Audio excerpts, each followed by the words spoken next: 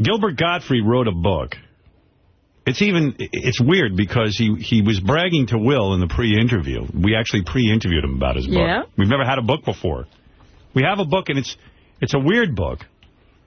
Gilbert claims he wrote it himself, and then he told Gary in the green room he had a ghostwriter. So we don't know what he had. No one knows what he did. Make up your mind. Yeah. Which was it? Well, I would write, and then I'd send it in, and then it was combined effort. They'd start looking at it and going, we have to put this in some kind of shape. Yes, yeah. Because you didn't even graduate high school, That's so you're right. you're probably not a great writer. Yeah. Right. Did you type it or did you write it longhand? Oh, I was writing it longhand, and then they'd have to decipher it, and then say, okay, this is going on too long. This isn't long enough. It's a strange book. I have a lot of notes about the book because we've known Gilbert for a long time, and of course. What is this book? What is the name of this book? The book it's Rubber Balls and Liquor. Okay. Rubber balls, in other words, a play on words where you rub her balls. Rub her balls. Which girls don't have balls. Right. Rub her balls and liquor. How do you explain the title even? Rubber balls and liquor. That's from a kid's joke. Like a Jackie Martling joke. Yeah.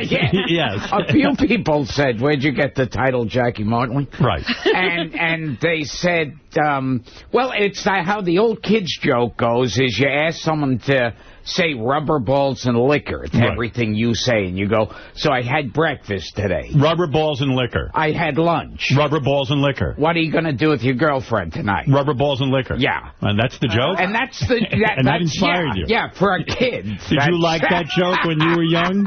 Is that the joke you loved? Is that your first joke? Well, back then you thought, oh, this is really risque stuff. Listen, I defended you. First of all, I'll tell you. Did you really? I am mentioned in this book. There's one short story about me. I mean, if anyone's been better to this guy than me, I don't know who it is. I even defended him during that dopey Aflac duck thing.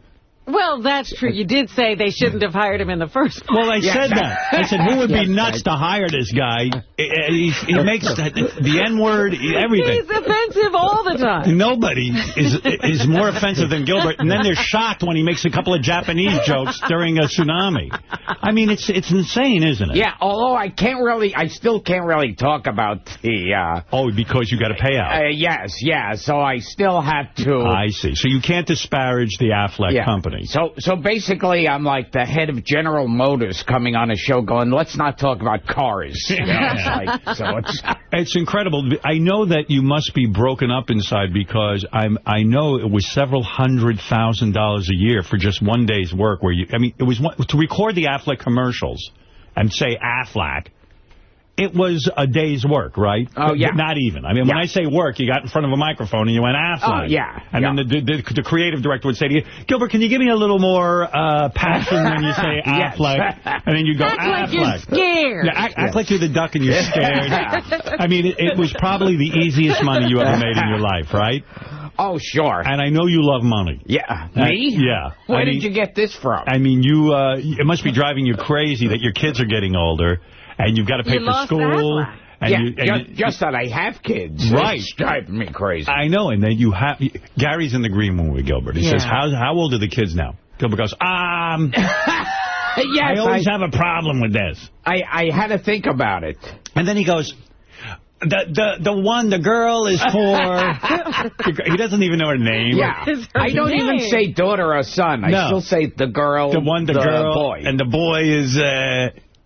Are you not proud of being a father? Or I guess. I'm still like waking up in a twilight zone. It's hard for you because you do have a difficult time connecting with people. I know this about you in real life. Oh, yes. So it must be weird. Like, your wife's so normal and everything, and then, like, you are so disconnected. Does she have to yell at you all day and say, Gilbert, no, you have to go and take care of the kids now? Yeah. Yeah, because otherwise you would ignore them. Yeah, well, I still wonder if Gilbert can be left alone with the children. Yeah. Yeah, they'd be like, they'd find them, like, starved to death. Right. Somewhere, and they go on. Do you forget them? And you're going, oh, I didn't know they had to be fed. Do your kids drive you crazy? I mean, is it so hard for you to stay connected and like, go, I want to do something for them, or I want to help them, or... I still think, I don't know these guys who say they, oh, it's such a great... I think it's a better experience for women. Like, guys... you know, you can enjoy it up to a point, and then you want to watch TV. Right. But do you give them affection? Do you hold them, hug them? Up to a point. Will you kiss them? Okay, sometimes. Yeah. Will you kiss your son? Like, oh, you're so cute, or will you just think that's gay? Well, he's still not even 2 yet, so it's not gay yet. Right.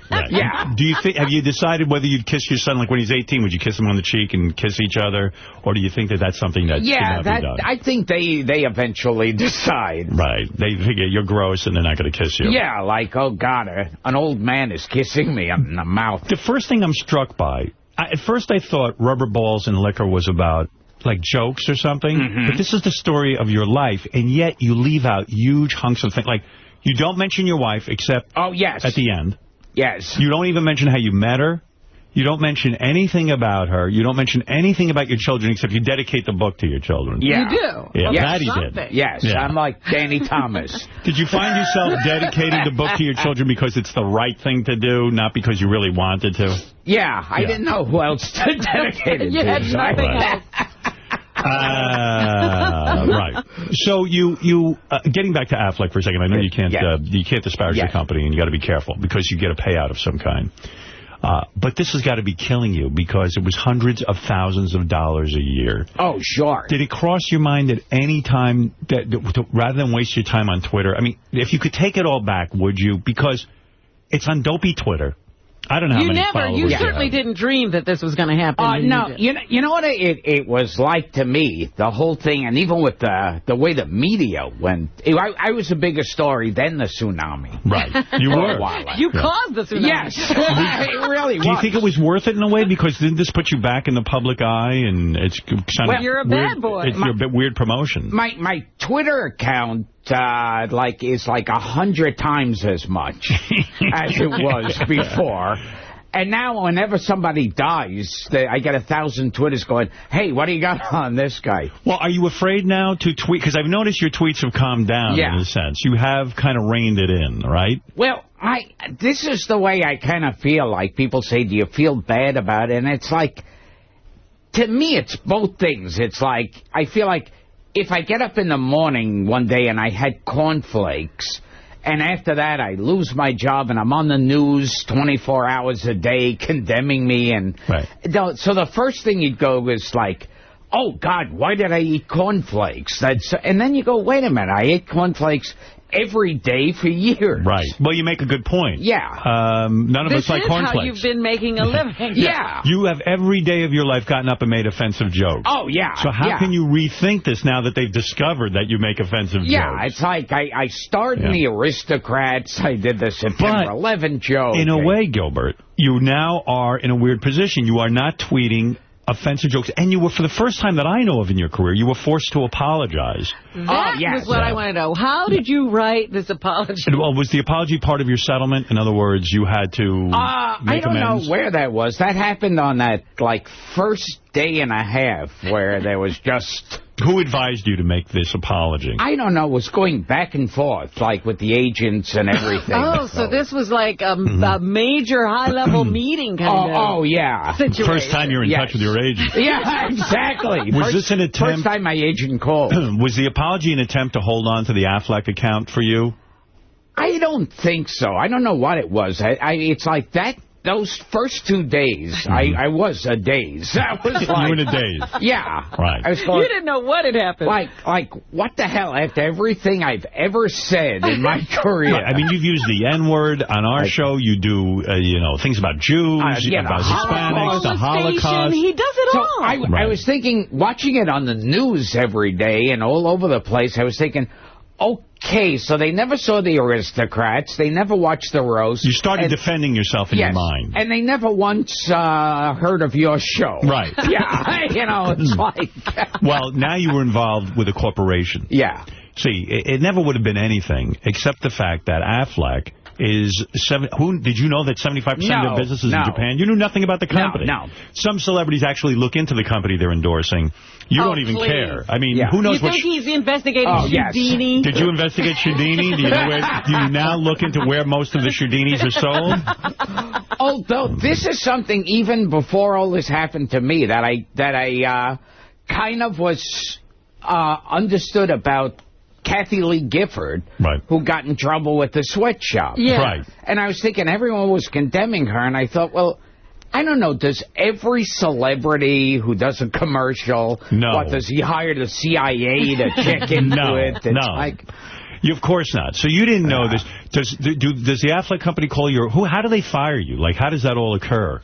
Oh, see, now it's getting into more and more. Yeah, but I mean, do they call you directly or an agent? Yeah, I found out for sure through the agent. Through the agent, okay. And so the apology, your agent says, Gilbert, we got to do damage control. Yeah, I think this was a whole across-the-board and the funny part about it is you realize then that, you know, the media needs something to talk about, so they make it into so much...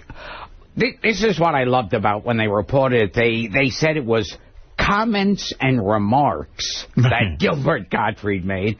Because if they said jokes he made, people would go like, what, so? He's a comic making jokes. Were you afraid for your life at this point? Because it got so heated that people were hating you so much. Did you get nervous? The first 2 days on the Twitter account were like psycho emails. I think these are these people who live there, and and those were psycho. We're going to kill you and your family. You should die. You were cyberbullied. Yeah. Right. And then after that, it was just this overflowing of fans going, you know, hey, you're making a joke. Yeah, you're making a joke. This is what you do. But the apology itself was so not like you. Did you actually write it yourself, or did someone compose it? Yeah, we said it wasn't your work. I'll be perfectly honest. That was like out of the machine, you know, apology 176. Okay. Here it is. I sincerely apologize to anyone who was offended by my attempt at humor regarding the tragedy in Japan. Yes. It was. I meant no disrespect, and my thoughts are with the victims and their families. Were your thoughts really with the victims and their families? Anything about this that is true. Don't people know your thoughts are only on you and how to save money? Well, it's kind of like when Mike Tyson has an apology or something released to the press. Right. And it's so eloquent. Have you made a tsunami joke since? Now that, I mean, you are fired from Aflac, you might as well. Yeah, I made a couple. You did. You're still doing it. a couple of other. Right. So your thoughts are no longer with the families? I sent out a Twitter on Hitler's birthday. Right. Yeah. So this is a tremendous cut in your income, because I don't know what percentage of the Aflac commercial played into your income, but I would imagine it was pretty intense. Yeah. Pretty big hit. Yeah. Oh, yeah. Yeah. So you're upset about that, I have to think. Oh, of course. Right, because that was good. Do you think you're able to get any more commercial work after an incident like this, or are you now blacklisted? Are you persona non grata?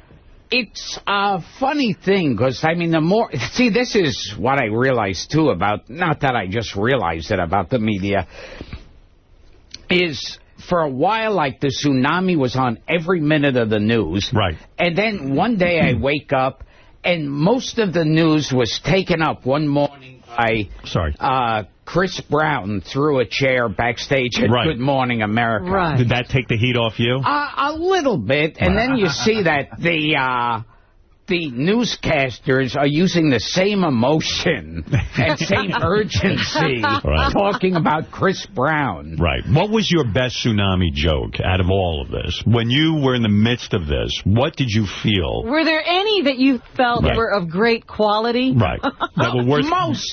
See, that's the funny thing. They picked out two that came across as the most mean, and most of them were really dumb. Right. When you really that's what I said. He said, those aren't even the least bit offensive compared to what else he does. Yeah. I mean, I did one, and I mean... I wish they would have had this one and introduce it with that same thing of, like, we're warning you ahead of time. Right. One of the jokes I made was, what do Japanese Jews like to eat? What? Hebrew National Tsunami. What? Which is as dumb a joke. Yeah, what is that mean? Yeah. It's supposed to be salami, like tsunami. Yes, wow, yes.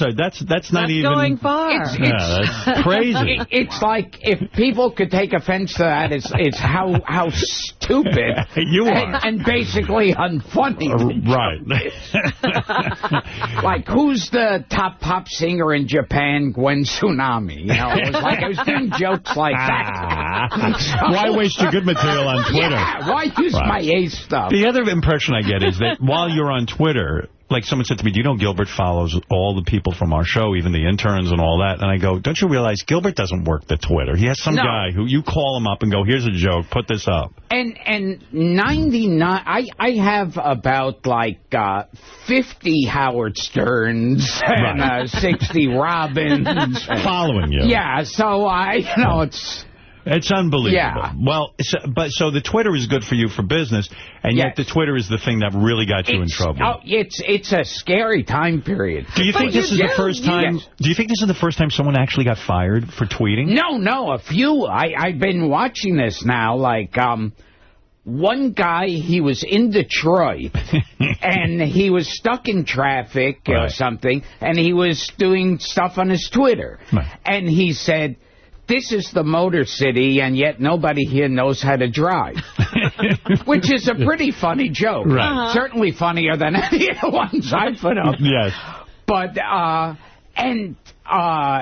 think Chrysler started suing his company, and he immediately was fired. Oh, my God. Wow. And then there was some teacher who was like, she didn't even put her name down. She just was complaining about her job. Like, loud kids, and she got fired. They found out. That Twitter's dangerous. It is scary, isn't it? And one guy was at an airport, and he started complaining about the airline because they had delays, and he was there for a few hours.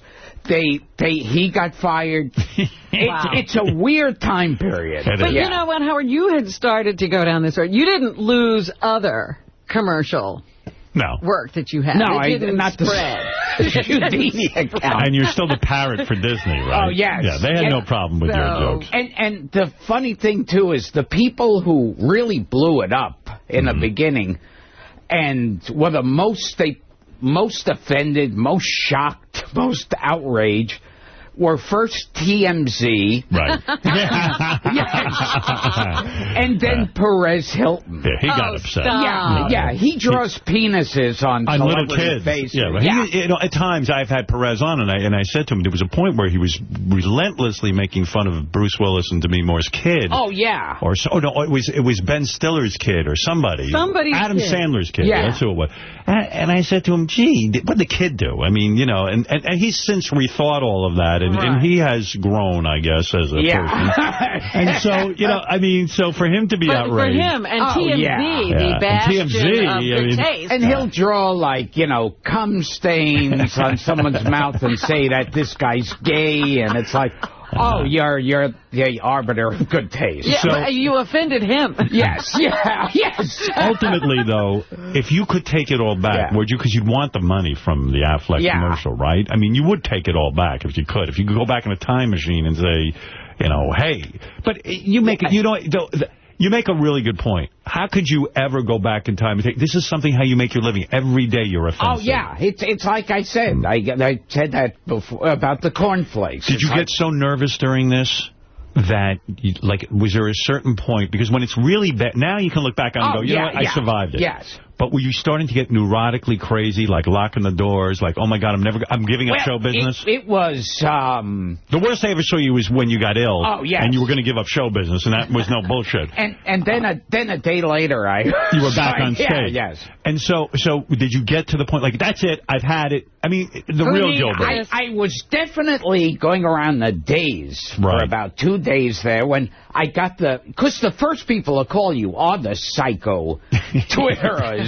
But not only the Twitterers, but even the agents are so concerned, and the people, and your wife was probably concerned, and everyone's like, oh, my God, oh, my God. And I became one of those people where I'd look out my window, and there were cars parked. Right. With, reporters and stuff, and I'd go... Oh, no. Yeah. They would jump out of cars with camera crews, or they'd be hiding in, doorways, and they'd run out. Wow. What was the kookiest thought you had during it? Like, I can imagine at some point, maybe I should go volunteer in Japan. Like, actually fly over. You know, like, did you go over and pick up some debris.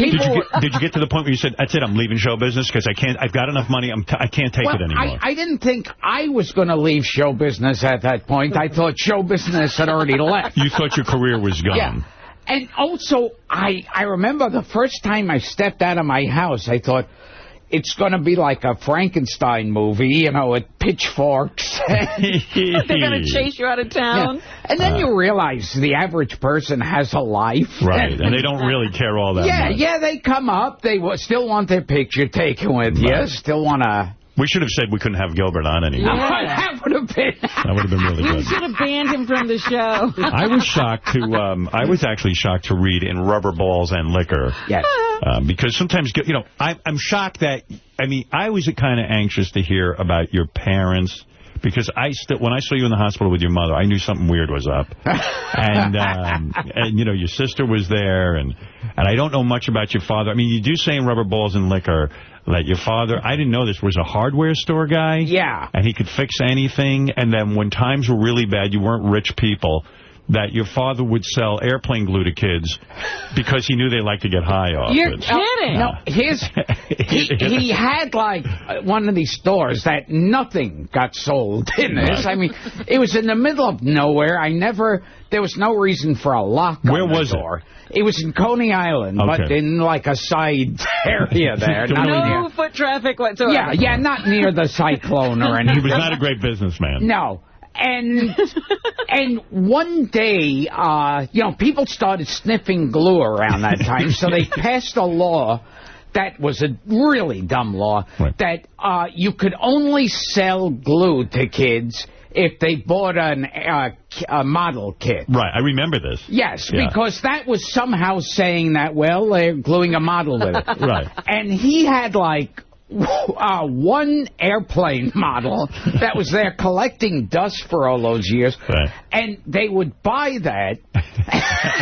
Drug addicts are coming in to buy model planes. Yes, they would buy a model plane, and then he would, like, count to 5 and walk around the corner, walk around the side of the store where there was a garbage can, reach in, and there would be the unopened kit, and he'd bring it back in the store, dust it off, and sell it. Oh, my goodness. I think he sold it, like, about for a couple of years there, the same kit. Do you think that's why you're so afraid of losing money and spending money, because you saw your father actually grabbing the modeling kits? Yeah, he made quite a profit. But there was nothing really revealing, though. We don't learn about your relationship with your mother and all of that, do we? You're never gonna open up about that. Somebody said to me who read the book, who knows me, they said there were parts in the book where it looked like it was getting touching and starting to reveal something and a little warm, and then it would quickly turn to, like, childish and immature and obscene. Yeah, it's so frustrating with you. I want the real Gilbert. I want to know everything. Well, there are some... get inside. But there are revealing moments in the book. The guy said it's like talking to you in person. Right. Well, you know what? I thought Gilbert would at least get emotional about me somewhere in the book, so I've only mentioned in one paragraph. Yeah. And it's interesting because it's Gilbert's take on what happened at the hospital, and it's ridiculous. Let me hear this. I mean, first of all, I will tell you, when I went to see Gilbert in the hospital, it was out of true compassion. Absolutely. I said, no one's visiting. No one cares about him. No one's visiting him. I mean, he had nothing. You actually recruited others to visit him. Oh, yes. And I said, this guy is at least going to be emotional in the book about that. He goes, I couldn't get the orderlies in. Howard Stern, the king of all media, came to visit. He didn't want to be noticed coming in and out of the hospital, so he put on sunglasses and a baseball cap, which even in the middle of my pain and suffering struck me as the stupidest fucking thing I've ever seen. After all, he is a ridiculously tall person with a ridiculously wild head of hair. So it's not like a pair of sunglasses and a baseball cap are much of a disguise. At 8 feet tall with that great big nose, it looked like the number 7 was visiting me. But I recognized Howard right away. It helped. I guess that I knew he'd be coming because Robin Quivers had visited a day or two before, and they needed something new to talk about on the air. This way, at least, they could compare notes and fill a couple of segments. I mean, it was pathetic. Gilbert was worried about the papers finding out that he was in the hospital so long. Not one paper even wrote a fucking thing. Right. Remember the first call we got was don't say anything. And then the second call we got was a couple of months later. Said, can someone please mention that I'm in the hospital? And I mean, come on. I remember I was so proud. It was such a victory. Years later, like the Post wrote The Curse of Saturday Night Live, one of those real dopey articles. Yeah. And one was Gilbert Gottfried hovered near death. So I thought, see, I made it. I don't think Howard particularly wanted to be at the hospital. He didn't say much and he didn't stay long. I stayed forever. It felt like years. Didn't speak. No. He's the one who didn't talk. There. Yes. And moaned, I'm out of show business. What's it all mean? What are we doing with our lives? It's like Robin on her trip. He took one look at my open stomach and turned red. Right before he left, Gilbert showing me his wound. Right before he left, Gilbert, all they did was an appendectomy, and they couldn't close the wound. He's so unhealthy. Oh, God. And I have to see that.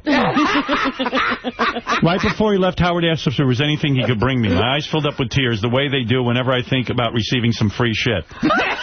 I ran through a long list of things I could use, and I kept updating that list from week to week until finally Howard just sent me a $2 pair of slippers and called it quits. He never again made the mistake of asking me if I needed anything. And that is my mention in the book. Absolutely true. That's Absolutely true, though. But you do mention a couple of things that I'm interested in. I got to ask you about, because I didn't know this about you. First of all, you described that you one night did actually pick up a stripper at a strip club and bring her home to your apartment. Yes. That was amazing. And that you fucked her, and you came so fast. And you're so odd that the next night when you called her to come back, she wouldn't even pick up the phone. Yes. It was, I somehow, miraculously, got a stripper up to my apartment. How this happened, it was like, that's one of those things like, if you are writing a series, they have certain rules with characters that you can't break. Right. You know, like if Fonzie did a ballet, you couldn't use it. He would never do it. And this is something that would never work. And so I went up, and this was a stripper I'd seen naked before. Right. So, right. And were you at the club when you picked her up? Well, we were at the club, and then it was at some event I got hired for. Was she impressed that you were the comic at the event, so therefore you were able to show her you were famous? I guess so, yeah. Because that doesn't work for you normally, right? No. I was hosting this thing. Like, you're so gross, fame doesn't even help you get laid. Wow, okay. It's so disgusting. I mean, because any famous guy can get laid. I could be at the Academy Awards. Right, winning. So somehow this stripper went for you. Yeah, somehow we met for like lunch or something, and then got her up to my apartment, and I'm on the couch with her, and we start making out, which I'm going out of my mind. Are you the guy who slams his tongue down a girl's throat right away? Yes. Like you don't even have any couth. No build-up. Yeah, right. not that light kissing stuff. You're like, like you're not really good at it. It's like the Roto-Rooter. Right. It's like, you don't have any compunction to sort of, I'll win her over with my great kissing, soft light kisses. Nothing. I got her here. I've got to do this now. Where I put on romantic music and the bar turns around. Did the stripper say to you, like, oh, can you just not put your tongue? Yeah. So I was on the couch with her, we're making out, and I'm thinking all the time, going, oh, my God, I can't believe I'm making out with this girl, this stripper. Was she really good looking? Yeah, she was really hot looking. Yeah. And then the clothes start coming off, and she's wearing this, like, Victoria's Secret type underwear. Wow, you know? So she was prepared. Oh, yeah. It was like, and then I was totally, and... Are you like, I'll get as much as I can before she comes to her senses? Right. Yes. This is going to end at any moment. Let me get as much as I can. So you were probably hard as a rock. I mean, she looked good. Yes. Yeah. And... Do you get naked as well? Yes. Yeah. Like you don't leave a shirt on? Are you trying to hide your scar from your operation? I think this was before. Pre or post. Yes. Right. So you... I heard, if I could do one sidetrack, I heard a story that Marilyn Monroe every now and then would pick up like just guys off the street, like elevator operators and cab drivers and stuff, and they would start making out with her, and when it was time to actually fuck her, they would get a look on their face like, oh, my God, I'm about to fuck Marilyn Monroe, and they'd lose their heart on But in my case, it was the opposite. I get into bed with her, and she's totally naked, and she's got one of these stripper asses that is, like, rock hard. Yeah. That's like, it looks like a, like... A bubble. Yeah, it looks like a cartoon in Playboy. Or like half a soccer ball. It's like perfect. Yes. Yeah, perfect ass. Yeah. And so I remember I was getting ready to do her doggy style. Fascinating book. Yes.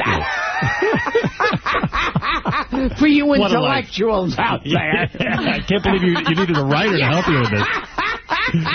So you're getting ready to fuck her. And there's her ass up in the air. That's just like perfection. Right. As is the rest of her. Mm-hmm. And if I say, I get my dick in, right, and if I say I lasted like a full 2.5 seconds, do you even use a rubber? It was like boom. Yeah. Do you ever use a rubber? Or no, rubber. Yeah, I put on a rubber. Okay, yeah. But I put my dick in and like. I don't know if I even moved it once. I was... know the feeling. I moved it in and then just, like, exploded. With other women, like with your wife, are you able to hold out a little bit? Yeah, like with other... I'd pay anything to see you fuck. Yeah. I should... That would be a sex tape that would sell. Oh, my God. And, I put my dick in. I think my dick was there half a second inside her, and boom. I've had the same thing happen a million times. Oh, yeah. And she's doggy style, and she then looks over her shoulder. like looking at you like a gnat. Like shocked and horrified. Right. That's it? She's like, hey, maybe this guy doesn't look good, but maybe he can fuck. And like, oh, it's over. And she's like, just this horrified look, like did you apologize? She saw the Loch Ness Monster or something. And she goes, did you? and I'm there like in total ecstasy. Right. I'm there like... Yeah. What about you? Nothing for you. Yeah. She could. Did she get out of the apartment, or did she let you do it? Why didn't you just do it again? Like, why couldn't she say, hey, listen, you're so hot, I came. I think I was exhausted. You were drained. I think she could not believe how quick. So did she get dressed and leave? Like, oh, yeah. You talk about a walk of shame. That's the walk of shame. Coming out of Gilbert Gottfried's apartment after he blew his load. And so you describe in the book that you called her the next day. Yeah.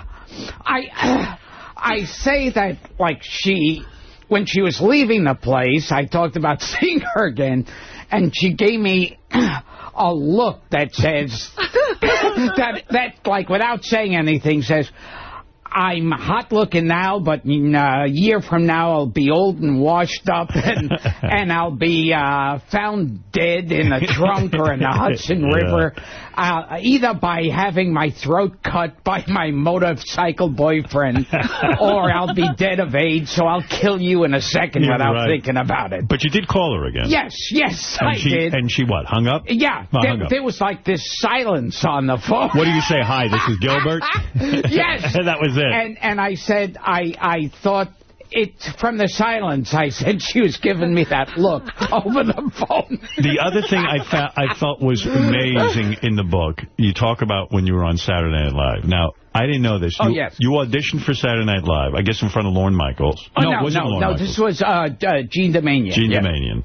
And she sits there in an auditorium, but she was with Woody Allen. She was good friends with Woody Allen. Oh, yeah. And he watched your audition. Yeah, well, he watched, like, the tapes of all the auditions.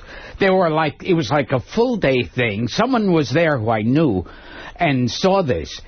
And he's sitting there the whole time, thousands of comics going by, and he's staring stone-faced. Right. Not even, like, changing an expression or anything.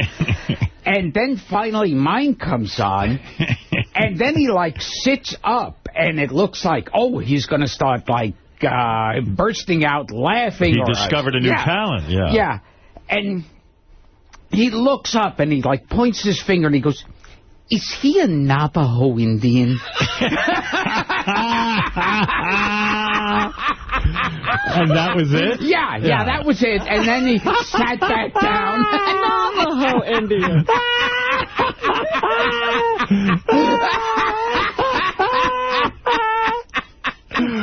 See, a Navajo Indian. Yes. What did you do in that audition for Saturday Night Live? Did you do your Groucho? I'll never understand you. What did you do? Did you do your Groucho at all? Did you? He would have loved that. I know I should have, because he was friends with Groucho. The thing I'll never understand about you and Saturday Night Live is you do so many great characters. This used to drive me nuts. You do, you know, if you just for the rest of your life did Groucho and Dracula, you know, Dracula Gottfried, and did your Dice Clay. Just those 3 impressions right there. Or your Jew that sings. Oh, yes. If you had done that, they would have... why didn't you do characters on Saturday Night Live? Well, no one would ever describe me as self-destructive, certainly. But you didn't want to distinguish yourself in any way. You're like the least competitive person. Yes. And yet you're in a competitive business. Yes. I don't get it. It makes no sense. And the funny thing is, with my Groucho imitation, like... I remember first time I did it for Dick Cavett, his mouth hung open. It's the most fantastic thing ever. Jim Brewer, you know, describes the same thing. When he was on Saturday Night Live, he went up to one of the interns and just kind of kidding around started doing his Joe Pesci. He said he wouldn't do his impressions. And he goes, I'm not an impressionist, and I wouldn't do my... I'm a stand-up. I wouldn't do my impression. But I was kidding around with this kid. And then when he did Joe Pesci, they built the whole fucking Saturday Night Live around. Yes, that was what he was known for. And you have even said... I should have. But of course. Yes. And you even say... well, I'm not going to do that for Saturday Night Live. I like to save it for my stand-up. I mean, you're on TV. Here's your moment. You know, what did you want to do for Saturday Night Live? What was your imagining? I even say in the book, like, and it's true, I hated the writers hated me, and to show it, there was one sketch they wrote that takes place at a funeral, and I was the body in the coffin. But why didn't you, like, why did you even bother auditioning for Saturday Night Live? God knows. And then it was weird, because I read other people's interviews about auditioning for that, where they said they were terrified and they hated everyone else in the room, and it was just driving them nuts. And I remember when I auditioned, I was like, I didn't even think about it. I was there. I wasn't even... You didn't care. Yeah, it didn't strike me as anything. I auditioned, they brought me back, and I auditioned again. And then when they announced to me, oh, you got the part, it wasn't like... You weren't moved by it. Yeah. You didn't recognize the enormity of it, that this was where Belushi's career was launched, where it was Bill Murray, Chevy Chase, Aykroyd, Eddie Murphy. You know, it wasn't Eddie Murphy at that point. Yeah. But I'm saying all of these great people had these unbelievable careers, and this is your moment. It just doesn't occur to you. Although with that season, I think it was... I remember that season, no one could believe, like, Saturday Night Live would continue without the original cast. Right. And that was, like, the big media thing. But if you did a sketch on there where you were old Groucho, and one of the other people on there played Dick Cavett, it would have been the biggest thing ever. You would have been as big as a Billy Crystal who went on to do movies. Like, it is like the 2 biggest compliments as far as my impressions go is when Dick Cavett was amazed at my Groucho imitation, because it's brilliant. When you saw Dick Cavett, you did it for him? Yeah. What did you do? What did you say? I was on a show, and I was going, you know, and there's been many songs about mothers, and there's never been that many songs about fathers.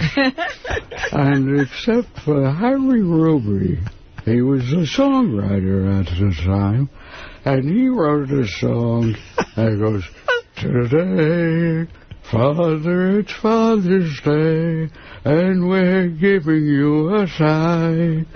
It's not much, you know, it is just our way of showing you we think you're a regular guy. You say that it was nice of us to bother, but it really was a pleasure to fuss for a quarter. And Dick Cavett would never interrupt Groucho. It was the worst talk show ever. Dick Cavett thinks he was brilliant. He would let him go. Dick, why did you never interrupt Groucho? Yes. Why is that? And then the other greatest compliment I got was on Thick of the Night. Alan Thicke. Yes. Yes, I remember. You're going to really bring up Thick of the Night? Yeah, well, he was a regular on Thick of the Night. Yes. Yeah. He's up there in the catwalk. Never know when it's going to come down for He lives up there, a strange man. That was, Alan Thicke was the best show. His big thing was you never knew who was going to come out of the catwalk. Oh, yes. All the characters were going to come out. And the show is a horror scene, yeah. But one time I was doing a bit, and I started improvising, and I did a Peter Lorre imitation. Right. And when I got off, Vincent Price was one of the guests on the show, and he leans over and taps me on the shoulder, and he goes, I loved your Peter Lorre imitation. What was your Peter Lorre? What did you do on there? Oh, God. There's been a million different type. Peter Lorre seems like. But look at the impressions you do. If you had just walked into the writers' meeting and said, hey, by the way, I do Old Groucho, I do Dracula. You walk in and you know, they would have built entire bits around you. It's just, it actually drives me nuts that you don't understand this. I know. Years later, though, I did do Dracula for Son of the Beach. Yes, thank you. Yes. Well, I knew a good thing when I saw it. And a rabbi. Yes. But, you were a rabbi who gets bitten by Dracula, and you turn into Dracula, the Jewish Dracula. That was a great show. I don't know why it didn't take off. Did you, you have a life of not distinguishing yourself. You even write in the book when you quit high school, you walked away from it. You'd go to the library every day, just sit there, and the school never noticed you quit. Yeah. Not one of your teachers realized you were gone. No one noticed I wasn't there. Wow. Does that give you this incredible, horrible self-opinion? Oh, of course. Yeah, you have you feel like a snail in life, right? Yes. As if you deserve nothing. Yes. Right. And also the fact that I leave school and I'm hanging out in the library. You figure if you leave school, you're going to get stoned, you're going to watch porn films. You went to the library. Yeah. You had no one to hang out with. I might as well have been in school. And your parents, they weren't notified, nobody cared. And then when they realized you left school, they were like, okay, so who cares? Yeah. I mean, nobody cared about you. Oh, yes. I mean, it's an incredible life. In fact, you talk about how you didn't distinguish yourself on Saturday Night Live in your new book, Rubber Balls and Liquor. What a name. What a distinguished title. Even what your an book, intellectual I am. Are you proud of... Well, I'll get to that in a second, but are you proud of the book? I mean, when people write a book, they go, wow, I'm really proud of it. Like, do you have it on your mantle? Do you have a mantle? Do you bother buying a shelf? Do you have a chair? Do you have the book somewhere special now that you hold it in your hands and look at it as an accomplishment? The funny thing is, I like the way it looks. I like the cover. I like the they had a hot-looking model whose legs I sat between. I saw the cover, yeah. And I like that. And I like holding the book, how the book... Publishers Weekly liked it. Did you read the book? Did you actually, after you were done, go through it all, or you just couldn't bear to read it? I was forced to read the book because it's like, after you think it's completed and your homework, like the worst homework assignment of your life is writing this. So you got no joy out of it? No. And then it's like they go, okay, we got to check for any mistakes, anything you want to change. And I thought, I have to read this book. And I don't want to read other people's books. I sure as shit don't want to read mine. Isn't that a great quote for the back of the book? Yes. I don't want to read this book. Gilbert Gottfried. Yes. So do you expect anyone to buy the book, or are you just kind of like, I don't even care if they buy the book? I mean, you're so relaxed about all of this. Yeah. I was shocked because you got a part in Eddie Murphy's movie. Beverly Hills Cop 2. Eddie Murphy worked with you on Saturday Night Live. He spent an entire year of Saturday Night Live working with you. And when he showed up on the set of Beverly Hills Cop and saw you, he goes, don't I know you from somewhere? Oh, no. Is that true? That's in the book. Yes. But yet you say, I mean, imagine this guy worked with you for a year. This is how little you did on Saturday Night Live. I did something about a year or two ago. Was this video of Jack and the Beanstalk. Right. And on it were Christopher Lloyd, who, although I'd never met him before, the both of us were the lead voices for years in the Cyber Chase cartoon. So he had to have known he was working with Gilbert Gottfried. He had to have seen me on TV. And I couldn't wait to meet him, and how excited he'd be that we finally meet, because we're the two stars of Cyberchase for like over 10 years. Right. And then the other person on the show was Katie Segal, who was the wife on Married with Children, who I was literally pressed against in a life raft for an entire episode. Right. And when both of them walked in, I went over and I said hi, and they both looked at me like they had... A stranger. Yeah, like, how did he get on the studio It's line? amazing. Was this your whole life, that people just don't notice you? Oh, You're almost... You're so unimpressive. You're almost that they not don't here. Know you. Is that why it bothered you when you were in the hospital and you were almost on death's door? You knew that no one cared. Yeah. I mean, no one ever cares about. I mean, Eddie Murphy worked with you for a year and said, "Don't I know you from somewhere?" I mean, it's incredible. I didn't know you were. You had the job to be in the Dick Tracy movie, which at the time was a big movie. Oh, yes. You were going to be Mumbles, but at the last minute they went with Dustin Hoffman. That would have been a huge break. This was one of those showbiz type stories. Yeah. Because it's like, they were saying to me, "Oh, you're the only person we want for this. Right. You're the first choice when we were writing this part. We were picturing, this is a Gilbert Gottfried role." Right. And then at the last second, my agent calls and says, "Oh, they're going with someone else." And I said, "Who are they going with?" Because I was the only person they wanted. And he goes, "Dustin Hoffman." And I think, so... Was there ever a last-second thing? Oh, who are we going to get? Like this acting legend or Gilbert Gottfried? Did you meet with Warren Beatty? Who was the director? I met him. He was a fan for a short while. Right. He almost gave you the part. Dustin Hoffman said he would do it. Like I said in the book, the only way my name and Dustin Hoffman's name could ever be mentioned in the same breath is I've seen Gilbert Gottfried's acting, and he's no Dustin Hoffman.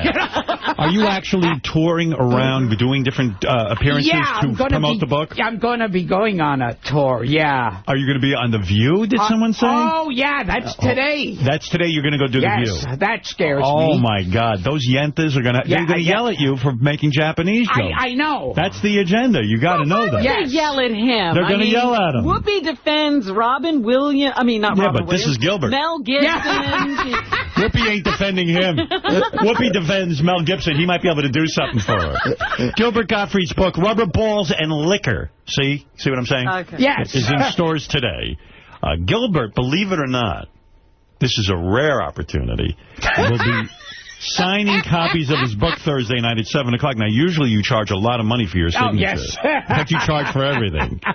So you'll be there Thursday night at 7 at the Barnes & Noble in Union Square, Manhattan. And you will sign things for free, right? Yes. Right. Well, no, I'll sign it if they buy the book. Right. Because God knows, once they hear Gilbert Gottfried, it's a mob scene. Do you expect anyone to show up at this? Then don't miss Gilbert tomorrow night at 7:30. If you go to the book signing... Yes. And no one is there. Yeah. I mean, it's a complete embarrassment. 3 people show up. Will you just get up and leave, or will you sit there for the full hour that you're committed to sitting there? Yeah. I think I'll probably pick up a book and hide my face behind it, like reading it. The worst book signing Gary describes is, he was at some bookstore, I forget who it was. There was no one there. All the employees had to go on the line and pretend to be on the line. That can be really bad. I'm predicting that. Yeah. Whatever goes wrong will happen to you. So you'll be on The View. Yes. Why didn't you refer to Sherry Shepherd as Star Jones the entire time? Really go out in a blaze of glory. Really give it to those yetas. What are you going to wear? Are you wearing this on the show? I guess so. Yeah, you don't wear a jacket ever? You don't Maybe, or maybe I'll wear a regular pair of slacks. Does your wife ever say to you, listen, before you leave? She was yelling at me today. Yeah, did she say to you, she's a gorgeous girl, did she ever say to you, Gilbert, put a suit on? I was throwing on my usual attire of a totally wrinkled, worn-out shirt. Right. And she said, no, you're not wearing that. And do you ever take someone's, like, I see Jerry Seinfeld shows up with a tie, and he always has a suit on. God, dapper. yes. You will never try to upgrade your image. I feel it's important. You owe it to your public. To look good. Yes. Yeah. And my Twitter account is @RealGilbert. And don't miss Gilbert tomorrow night at 7:30 at Caroline's on Broadway in Manhattan. For tickets, go to carolines.com. Again, the book is called Rubber Balls and Liquor. Good luck on The View and with all your touring around. Yes, and there's GilbertGottfried.com. And I also have a video on Funny or Die called Too Soon. Saw that. Oh, yes. Very good. Do you ever say to your wife, I love you? I'll leave you with that thought. Do you ever tell her, I love you? No, but don't give her any ideas. No, do you ever get emotional with her? Did you cry at the birth of your children? Just when I'm angry. I see. Did your wife say to you, why didn't you mention me in the book? Why didn't you talk about me? Yeah. Yeah, and you say what? I point to the very back of the book where I say something like, behind every great man, there's an annoying Jew bitch. Say, get back to writing the book. The one story I didn't understand, there were two stories, actually, I wasn't sure about. And you say in the book that not every story is true. Do you say that to protect yourself legally, but they really are true? Well, it's like I do start out stories and then I do end with, like, being filthy and dirty. So I see. Like, yeah. Was your wife disgusted with the tsunami jokes, or was she supportive during the whole crisis? I don't know. I think she was saying, okay, now you're going a little too far. Right, she was scared during the whole thing. Although when you really look at them, one day I'll have to put them out again, because most of them are so just dumb. But at the time, did you find yourself saying, like, you were trying to justify all this to your wife, going, I don't understand. After all, I make these jokes all the time. And she's like, who cares, right? To this day, I kind of think, I have made such worse stuff. I mean, on this show in like But were you running around the house saying that to your wife, all this rationale? Yeah, I can imagine what was going on there. Yeah, where were they then? Where were they? Oh, yeah. Where was the outrage? Yeah. It says also in your book you were once on The Tonight Show and you got trapped in your dressing room? Yes. Yeah, no, in the bathroom. Of the dressing room. And you dug a hole through the door? Well, yeah, it was a sliding door. It got stuck. Yeah. And I started tugging on it and pulling and banging.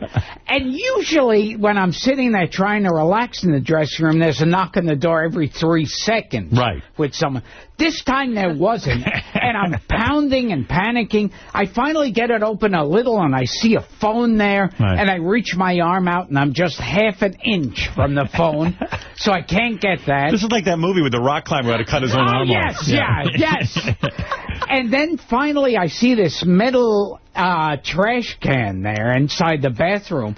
And more out of anger to make noise or something, I'm pounding on the door. And I notice it's chipping, and I see a tiny bit of light. Talk about a movie. Yeah. A tiny ray of light comes in the bathroom. Oh. And so I start pounding, and I'm cracking off more of the door, and I'm ripping the rest with my hand. I climb through a hole in the wall. Like a dog. Yes. Do you think they intentionally locked you in there? Like I think so. Who knows what they did? It became like Die Hard. Then it was like... I have to say there was one touching story in there that I read that really moved me, where you described that there was a time in your life that you were working at a movie theater and you would time the sex scenes. You would time the sex scenes in the movie. Where was this? I was working the concessions. Right. When in the theaters, when Equus. Oh, Broadway show, right. Yeah, and Equus. It was Richard Burton in the lead role, and it was Equus that was this award. And I just had it timed. There was one part where a girl gets naked on stage. Right. And there was like that inside alarm clock in my head where I didn't even have to pay attention. And I ran upstairs and would catch the nude scene. And you knew exactly what time the nude scene occurred, and you would figure out how to do it. Yeah. Also, Gilbert describes he once worked in he was working at a club or something, and a group of Mexican guys had figured out how to climb through the rafters and watch women go to the bathroom in the bathroom. Yeah, really? I had seen them. It was this really decrepit club and the backstage area was like it looked like plywood walls tacked together. It was really awful. Yes. And there was like, these Mexicans were climbing up like rats in the crawl space between the ceiling and the top of these wobbly rooms. And finally, I'm looking at them, and they don't know how to speak English. And they, like, with a crazed smile, they invite me up. They wave their hand. They see they got a fellow pervert. Oh, yes. And they boost me up. And I don't even know where I'm going, why I'm following them. And we're crawling like rats with me and a group of Mexicans. And they keep looking back and smiling at me, with, as I say like this, smiling at me in Spanish. And then finally there's this area where they put cardboard down to be comfortable to lean down. And they had got a whole system. Yes, they had it all set up. They had punched holes in the ceiling there, which was easy because the ceilings were like cardboard, and the walls were shaking as we were crawling on. And I looked. They point with a giant smile, like look in the hole, and you could see women sitting on the toilet. And were they disgusting looking, or were they hot? I mean, did you feel some? I mean, you're looking at the tops of. Did you feel terrible about this? Were you happy they had shown it to you? Because I would think this is a terrible violation to stare at women while they go to the bathroom. I thought this is certainly something different. Right. And so you enjoyed? Did you beat off? You never reported them? Did these guys beat off, or? I'm sure they were. I was like getting scared because the walls were shaking, and I thought. I could just see myself crashing through the ceiling and killing some Would you girl. watch the women wiping their asses? And did you find that instructional or interesting? Well, you stay out there. This is some book. Gilbert's book is a real rags to almost something story. It's great. All right, look, let's just say you've lived the life of a 3-year-old now for most of your life. You're a terrific guy. Gilbert Gottfried, I wish you tremendous luck with your book, Rubber Balls and Liquor. Gilbert will be signing copies of his book Thursday night at 7 o'clock. Go say hi to Gilbert. You know what a conversationalist he is. He'll be at the Barnes. How socially comfortable he is. At the Barnes & Noble in Union Square, Manhattan. Don't miss Gilbert tomorrow night at 7:30 at Caroline's on Broadway in Manhattan. Good for you. And for tickets, go to carolines.com. You will not be hearing him as the voice of the Aflac, though. Ever again. Who knows? Maybe they'll come back to you. How did it feel when you saw every comedian on earth being offered an opportunity to get your job? Right. Oh, yeah, that shows how everyone the respect. Yeah, they really care about you. Sometimes people go, I'm not auditioning, I'm in support of Gilbert. Gilbert, leave us with one final Japanese victims joke. You're so well known for that. Better yet, don't leave it with us. Yeah, okay. All right, we'll be back right after these words.